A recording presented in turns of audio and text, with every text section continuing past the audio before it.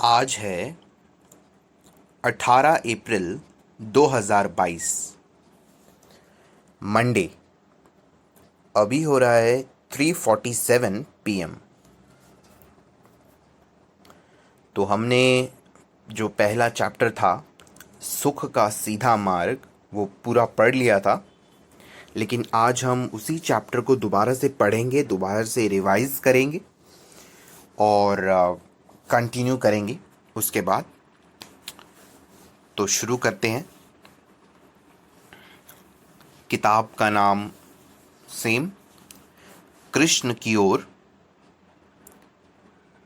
Krishna कृपामूर्ति Shri Shrimad AC भक्ति वेदांत स्वामी प्रभुपाद, संस्थापक आचार्य, अंतर्राष्ट्रीय कृष्ण भावनामृत संघ।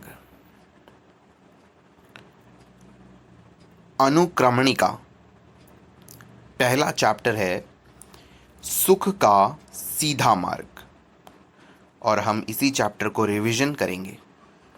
लेकिन हम दोबारा से पहले लेखक परिचय फिर से पढ़ेंगे। कृष्ण कृपामूर्ति श्री श्रीमद् AC भक्ति वेदांत स्वामी प्रभुपाद वर्ष की अवस्था में सन में अपने गुरु महाराज के आदेश अनुसार, हिंदी काउंटिंग नहीं आती तो इसलिए हिंदी नहीं पढ़ पाऊंगा काउंटिंग, कोई नहीं। हाँ, सो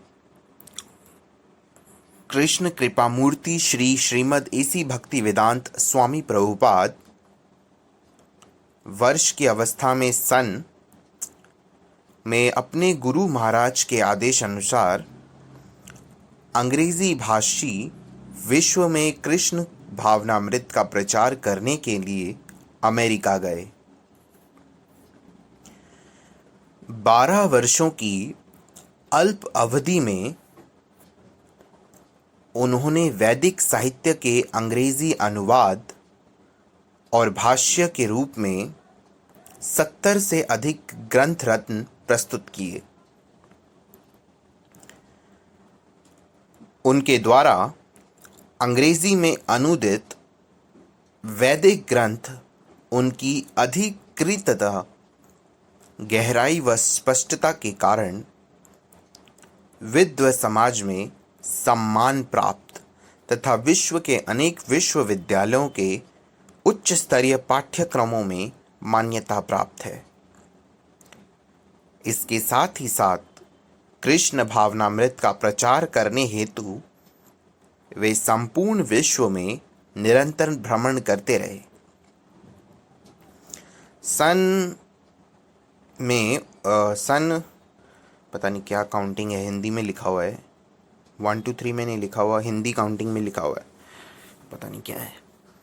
सन में उन्होंने अंतर्राष्ट्रीय कृष्ण भावनामृत संघ की स्थापना न्यूयॉर्क में की। उन्होंने अंतर्राष्ट्रीय कृष्ण भावनामृत संघ को अपने कुशल निर्देशन से 100 से अधिक मंदिरों, आश्रमों, गुरुकुलों एवं कृषि समुदायों का एक बेहद संगठन बना दिया। सन डैश में उन्होंने कृष्ण की प्रिय एवं पावन लीला भूमि वृंदावन में लौटकर इस भौतिक जगत से प्रयाण किया। उनके शिष्यगण उनके द्वारा स्थापित आंदोलन को आगे बढ़ाने में सतत प्रयत्नशील हैं। ठीक है, तो अब हम शुरू करते हैं जो हमने पहला चैप्टर पहले भी पढ़ लिया है, सुख का सीधा मार्ग। उसका रिवीजन, उसको हम दोबारा पढ़ेंगे।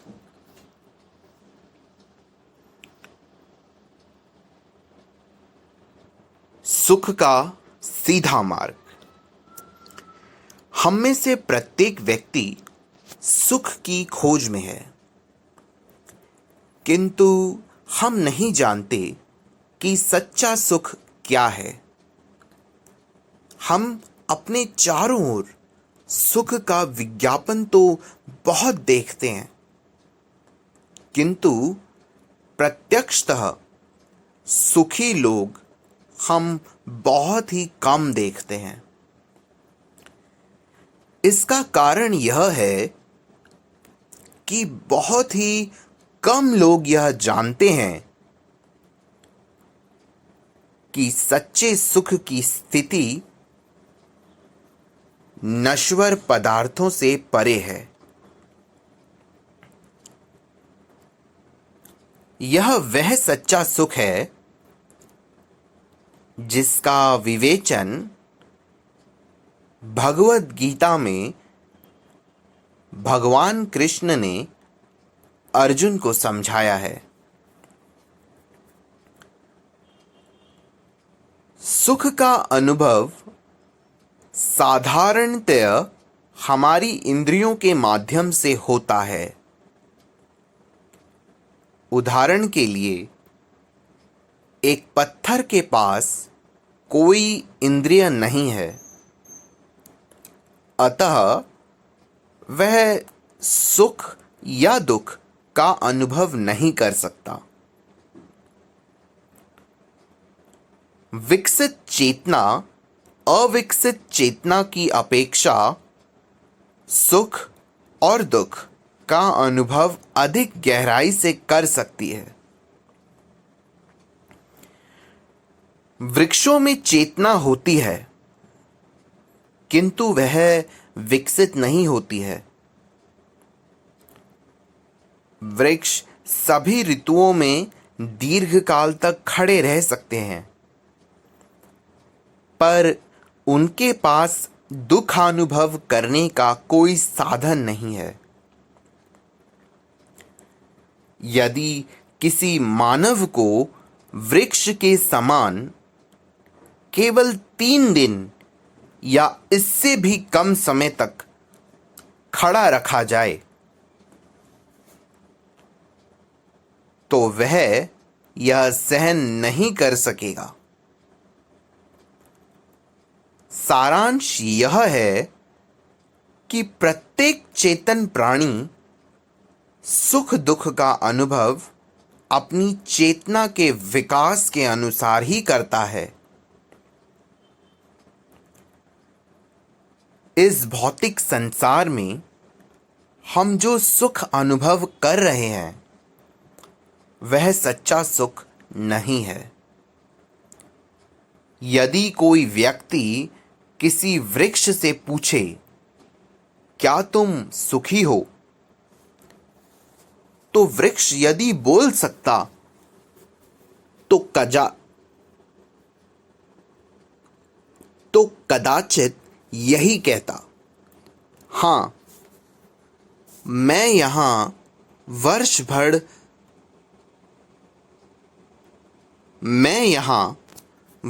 भर खड़े खड़े सुखी हूं। वायु और हिमपात का बहुत ही आनंद ले रहा हूं, आदि आदि। एक वृक्ष इस प्रकार की स्थिति में आनंद अनुभव कर सकता है, परंतु मानव के लिए आनंदानुभव का यह एक अत्यंत निम्न स्तर है। चेतन प्राणियों के विभिन्न प्रकार और उनकी विभिन्न श्रेणियां हैं, और उनके सुख की परिकल्पनाएं और अनुभूतियां भी विभिन्न प्रकार और श्रेणियों में की है, विभिन्न प्रकार और श्रेणियों की है। यद्यपि एक पशु यह देख सकता है कि दूसरे पशु की हत्या हो रही है, तथापि वह घास खाता रहेगा, क्योंकि उसके पास यह समझने की योग्यता नहीं है कि अगली बार वह मारा जा सकता है। वह सोचता है कि मैं सुखी हूं, पर दूसरे ही क्षण वह मारा जा सकता है। इस प्रकार सुख की अलग अलग श्रेणियां होती हैं, किंतु इन सब में सर्वोच्च सुख क्या है? श्री कृष्ण अर्जुन से कहते हैं,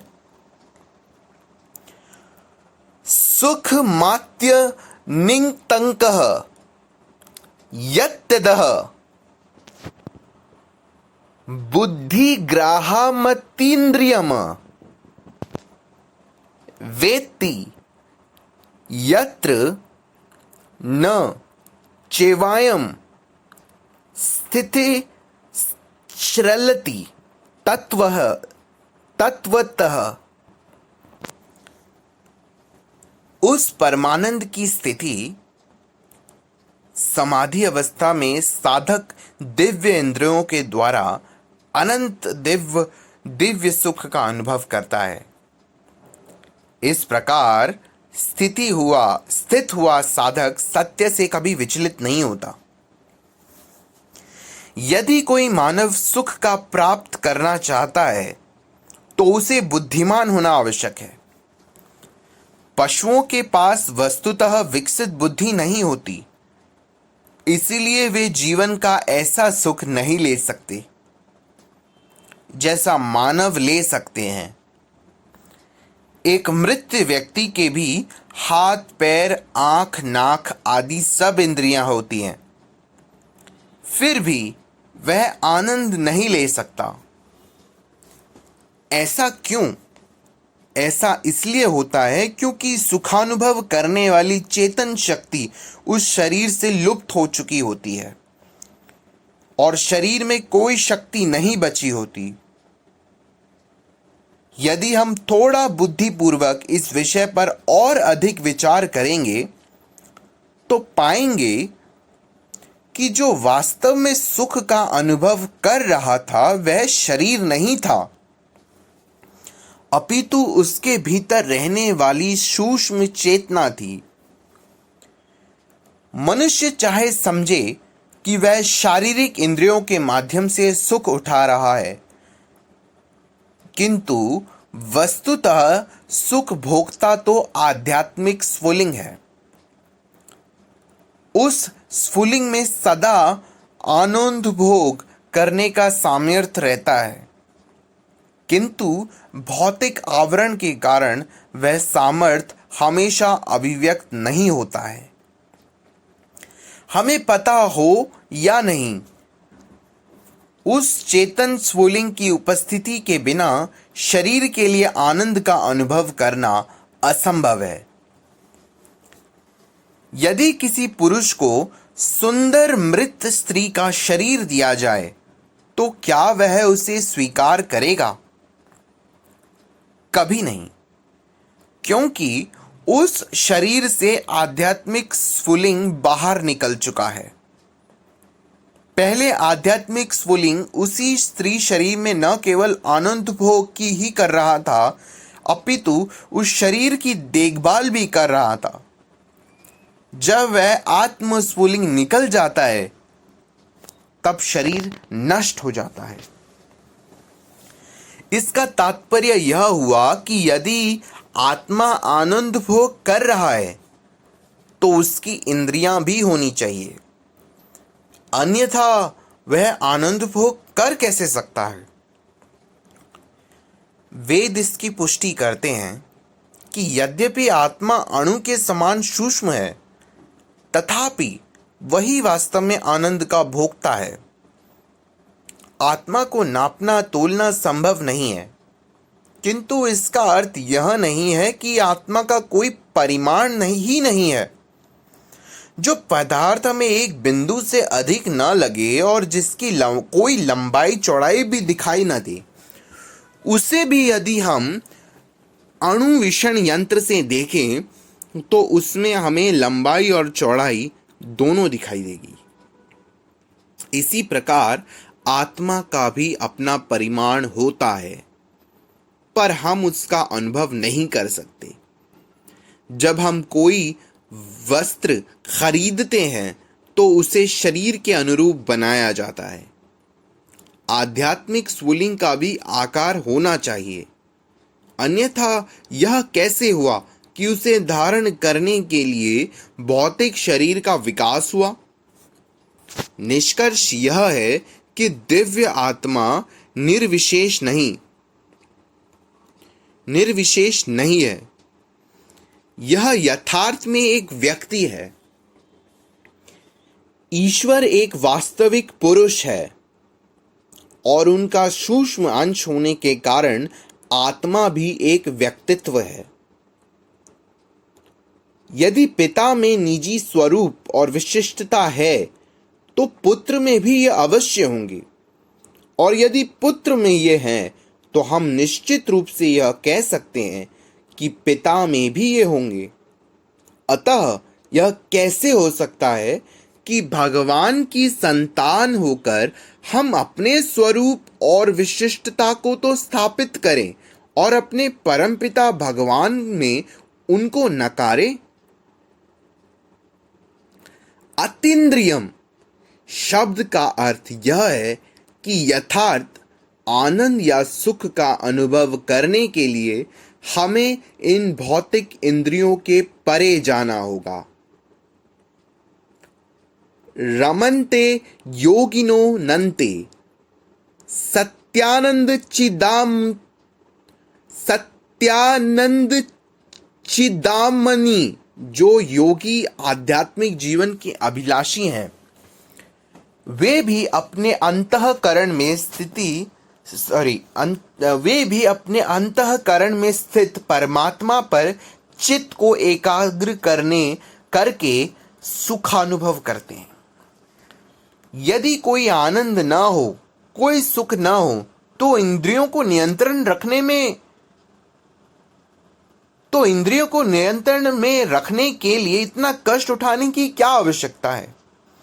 इतना कष्ट उठाने में योगीजन किस प्रकार का आनंद अनुभव करते हैं? यह आनंद अनंत है। वह कैसे? आत्मा शाश्वत है और परमेश्वर भी शाश्वत है। अतः उनमें होने वाला परस्पर प्रेम का आदान प्रदान भी शाश्वत है। जो मनुष्य वास्तव में बुद्धिमान है वह अस्थिर भौतिक शरीर जवित इंद्रिय सुख से दूर रहकर अपने सुख को आध्यात्मिक जीवन में स्थित करेगा। परमेश्वर के साथ आध्यात्मिक जीवन में यह सम्मेलन ही रास लीला कहलाता है। हमने वृंदावन में गोपियों के साथ श्री कृष्ण की रासलीला के विषय में प्रायः सुना है। यह लीला भौतिक शरीरधारियों के बीच होने वाली साधारण विनिमय जैसी नहीं है। यह वस्तुतः दिव्य देहों द्वारा व्यक्ति होने वाले भावों का विनिमय है। इस रहस्य को समझने के लिए मनुष्य को थोड़ा सा बुद्धिमान होना आवश्यक है, क्योंकि यथार्थ सुख को न जानने वाला मूर्ख व्यक्ति इस भौतिक जगत में ही सुख खोजता है। भारत में एक कथा है कि एक व्यक्ति को यह भी नहीं पता था कि गन्ना क्या होता है। उसे केवल इतना बताया गया था कि गन्ना चूसने में बहुत मीठा होता है। उस व्यक्ति ने पूछा, अरे गन्ना देखने में कैसा होता है? तो किसी ने कहा, गन्ना देखने में बांस के डंडे के समान होता है।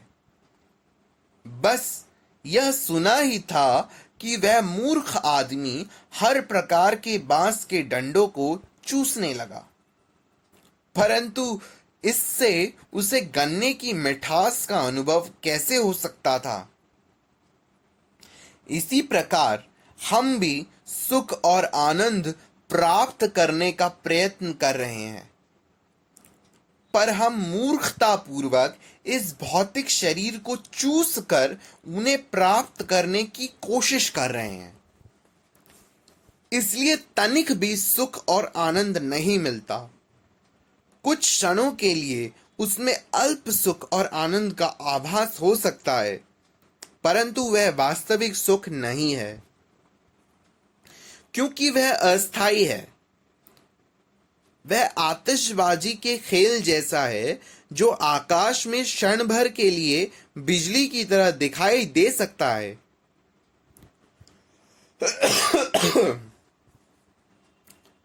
परंतु वास्तविक बिजली जो इससे परे है।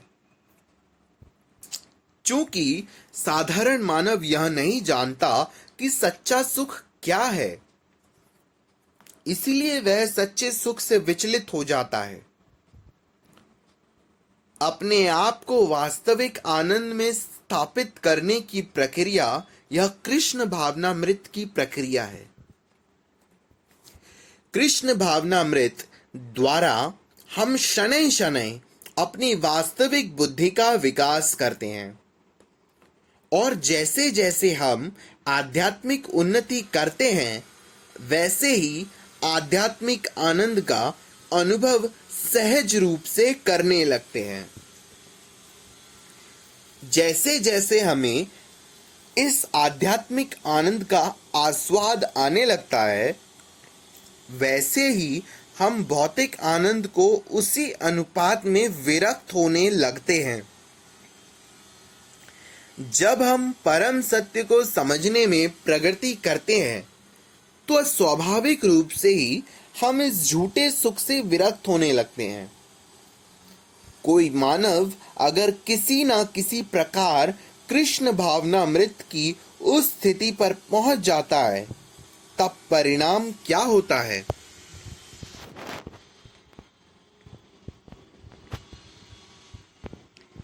यं लब्ध्वा चापर लाभं मन्यते नाधिकं ततः यस्मिन् स्थितो न दुःखेन गुरुणापि विचाल्यते। इस सुख को प्राप्त करके साधक फिर किसी और सुख को बड़ा नहीं समझता है।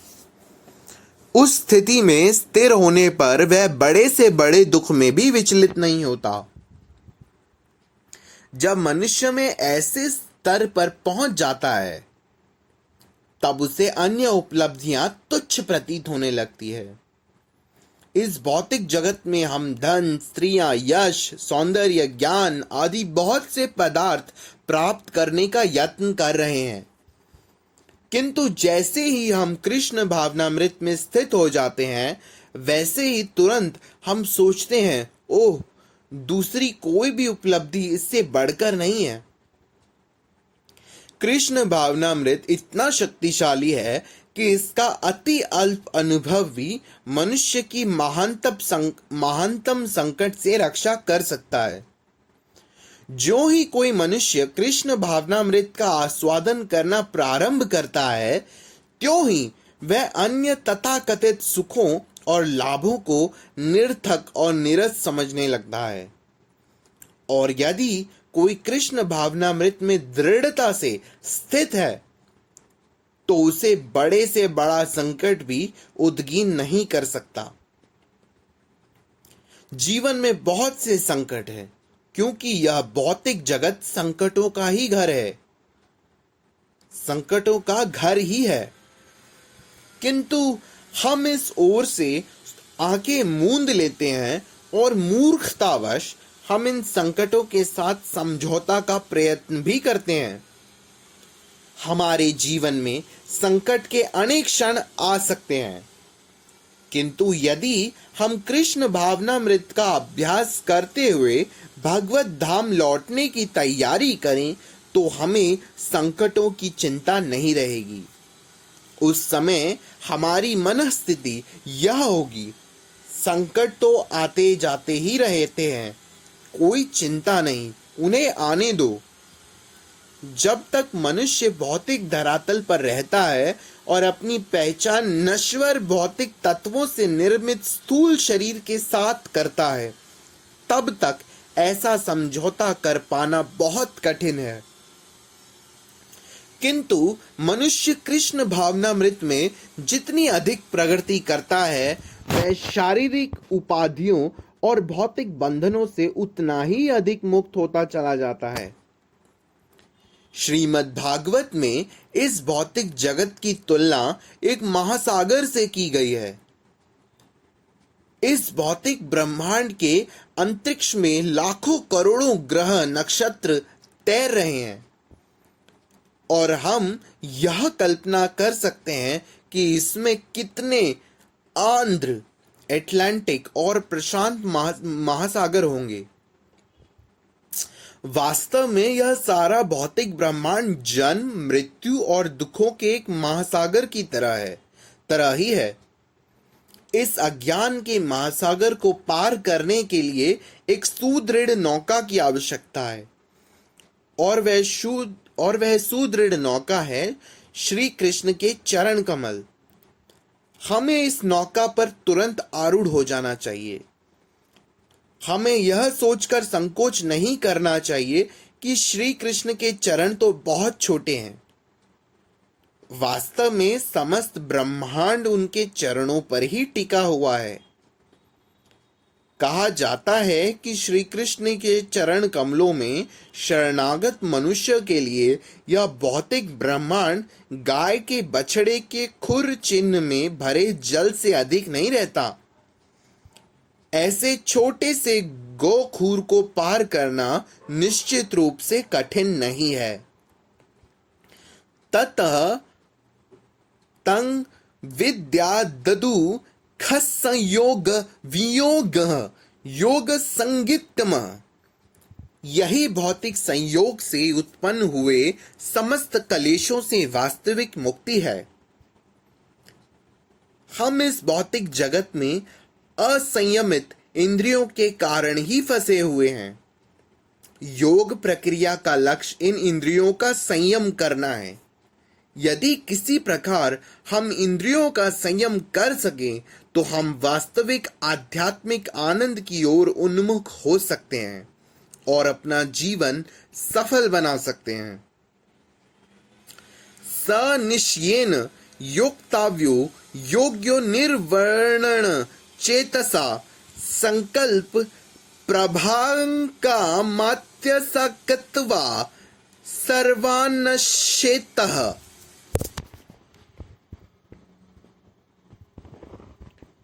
मन सैवेन्द्रियाग्रामः विनियमः समन्ततः शनैः शनैरूपमेधः बुद्ध्या धृतिगृहत्या आत्मसंस्थः मनः कृत्वा न किंचिदपि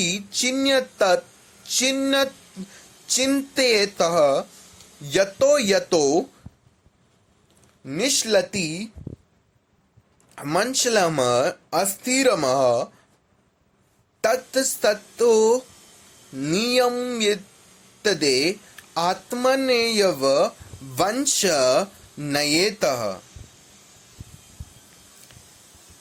साधक पुरुष को अविचल दृढ़ता और विश्वास के साथ योगाभ्यास करना चाहिए। उसे मिथ्या अहंकार से उत्पन्न समस्त भौतिक इच्छाओं को त्याग देना चाहिए और मन के द्वारा सब ओर से इंद्रियों का संयम करना चाहिए। इस प्रकार साधक को धीरे धीरे क्रमशः पूर्ण विश्वास के साथ बुद्धि द्वारा समाधि में स्थिर रहना चाहिए और अन्य किसी का भी चिंतन न करते हुए मन को आत्मा पर स्थित करना चाहिए। यह चंचल और अस्थिर मन जहां जहां भी चलायमान हो वहां से इसको निश्चित रूप से हटाकर अपने वश में करना चाहिए। मन सदा अस्थिर रहता है। यह कभी भी इधर जाता है तो कभी उधर।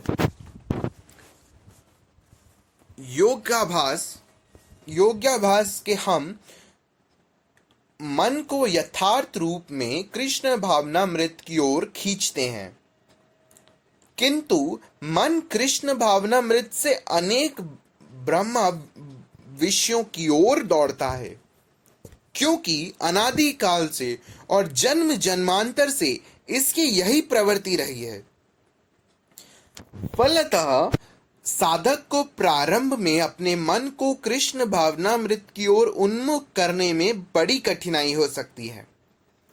पर इन सभी कठिनाइयों पर विजय पाई जा सकती है, क्योंकि मन अशांत है और श्री कृष्ण की ओर उन्मुख नहीं है। अतः यह एक विचार से दूसरे विचार में चला जाता है। उदाहरण के लिए, जब हम किसी काम में लगे होते हैं तो मन में अचानक ऐसी घटनाओं की स्मृति बिना किसी प्रत्यक्ष कारण के जागृत हो उठती है जो 10, 20, 30 या 40 वर्ष पहले घटित हुई थी। ये विचार हमारे उपचेतन मन से ही आते हैं, और क्योंकि ये विचार निरंतर उठते रहते हैं, इसीलिए मन सदा अशांत रहता है। यदि हम किसी झील या तालाब के पानी को हिलाएं तो उसके तल से सारी मिट्टी ऊपर आ जाएगी। इसी प्रकार जब मन अशांत होता है तो उपचेतन मन से अनेक विचार उठ खड़े होते हैं जो उसमें वर्षों से संचित हुए रहते हैं। यदि हम तालाब को आंदोलित न करें तो मिट्टी तल में बैठ जाएगी। योग की यह प्रक्रिया मन को शांत करके इन सभी विचारों को स्थित करने के लिए है। इसीलिए मन को उद्गीन और अशांत होने से रोकने के लिए अनेक यम नियम है। यदि इनका पालन किया जाए तो मन शनै शनै वश में आ जाएगा। यदि कोई वास्तव में मन को वश में करना चाहता है तो उसे अनेक प्रकार के विधि निषेधों का पालन करना होगा। कोई यदि केवल स्वेच्छा से कार्य करे तो मन को संयमित करने की क्या संभावना रहेगी।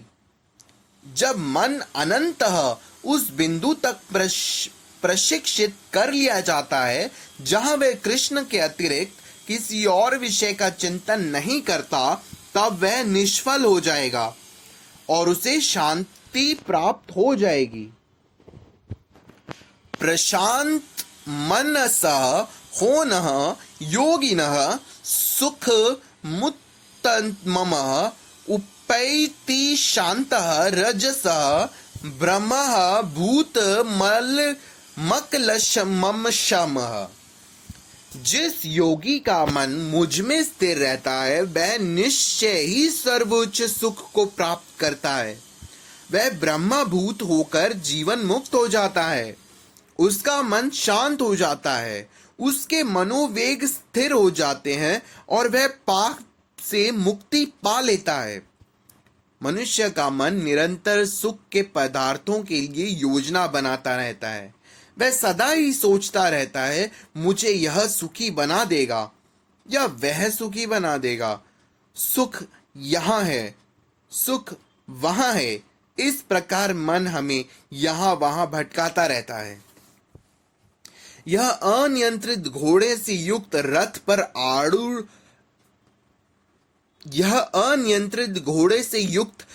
पर आरूढ़ होने जैसा ही है। हमारा इस बात पर कोई नियंत्रण नहीं होता कि हम कहाँ जा रहे हैं। हम तो बस भयभीत हुए बैठे ही रह सकते हैं और निस्सहाय होकर देखते ही रह सकते हैं। किंतु ज्यों ही मन कृष्ण भावनामृत की प्रक्रिया में लग जाता है, विशेष रूप से हरे कृष्णा कृष्ण कृष्ण हरे हरे, हरे राम राम राम हरे हरे के कीर्तन द्वारा त्यों ही मन के अनियंत्रित घोड़े हमारे वश में आ जाएंगे। हमें अपने जीवन के प्रत्येक क्षण को कृष्ण की सेवा में लगा देना चाहिए, जिससे यह उद्गीन और अशांत मन हमें व्यर्थ की इस नाशवान भौतिक जगत में सुख की खोज में एक पदार्थ से दूसरे पदार्थ की ओर न खींच ले जाए। युत्वः सदात्मानः योगी विगत कलमशः सुखेन ब्रह्म संस्पर्शमत्यन्तः सुखमश्नुते। समस्त भौतिक पापों से मुक्त होकर आत्मा में स्थिर हुआ योगी परम चेतना में रहकर आनंद की चरम स्थिति को प्राप्त कर लेता है। श्री कृष्ण अपनी शरण में आए हुए भक्त के लिए सब प्रकार से आश्रयदाता बन जाते हैं। जब मनुष्य कठिनाई में होता है तो उसका संरक्षक उसकी रक्षा करता है। भगवत गीता में कहा गया है कि श्री कृष्ण प्रत्येक प्राणी के सच्चे सुहृद हैं और हमें तो केवल उनसे अपनी इस मैत्री को पूर्ण जागृत करना होता है। इस मैत्री को पुनः जागृत करने का तरीका है कृष्ण भावनामृत की प्रक्रिया। कृष्ण भावनामृत के अभ्यास द्वारा भौतिक सुखों की आंधी कामना शांत हो जाएगी। यह अंधी आसक्ति ही हमें कृष्ण से दूर किए हुए हैं। श्री कृष्ण हमारे हृदय में निरंतर विराजमान हैं और वे अपनी ओर उन्मुख होने के लिए हमारी प्रतीक्षा कर रहे हैं, परंतु दुर्भाग्यवश हम भौतिक इच्छाओं के पेड़ के फल खाने में अतिशय लीन हैं। भौतिक सुखों को भोगने की यह तामसी विवशता समाप्त होनी चाहिए और हमें अपनी वास्तविक पहचान ब्रह्मा यानी शुद्ध आत्मा में स्थित होना चाहिए। तो ये जो पहला चैप्टर है सुख का सीधा मार्ग, इसे हमने पूरा पढ़ लिया है, समझने की कोशिश भी की गई है। तो कह सकते हैं कि थोड़ा रिवीजन हो गया है। इसको मैंने फेब 2022 में पढ़ा था मैंने। आज मैंने एक दिन में सारा ये पहला चैप्टर पूरा रिवाइज कर लिया। लास्ट टाइम जब पढ़ा था तो 2-3 दिन एक एक पेज करके पढ़ा था, तो आज ये पूरा हो गया है। एग्ज़ाम्स की वजह से थोड़ा मैं भी आलस हो गया था। मेरे एग्ज़ाम्स तो ख़त्म हो गए थे 7 अप्रैल 2022 को, लेकिन फिर भी मैं पढ़ा नहीं था, तो आज वक्त मिला तो थोड़ा पढ़ लिया मैंने इसे। अच्छा लगा, थोड़ी बहुत नॉलेज तो मिली है। बाकी दोबारा से इसे रिवाइज़ करेंगे, दोबारा से अच्छे से अंडरस्टैंडिंग करेंगे इसके हर एक कॉन्सेप्ट को, और उसके बाद हम अगले अपने चैप्टर में जाएंगे जिसका नाम है, सेकंड चैप्टर का नाम है कृष्ण संकीर्तन और कृष्ण को जानने की विधि। ये हम पढ़ेंगे, लेकिन उससे पहले हम ये जो पहला चैप्टर है सुख का सीधा मार्ग, इसको और अच्छे से रिवाइज करेंगे और अच्छे से इसको अंडरस्टैंड करेंगे, समझेंगे, और एक एक चीज़ को वैसे तो समझ लिया है लेकिन दोबारा से पढ़ेंगे ताकि एक एक चीज़ इसकी, एक एक एग्जाम्पल इसका दिमाग में बैठ जाए।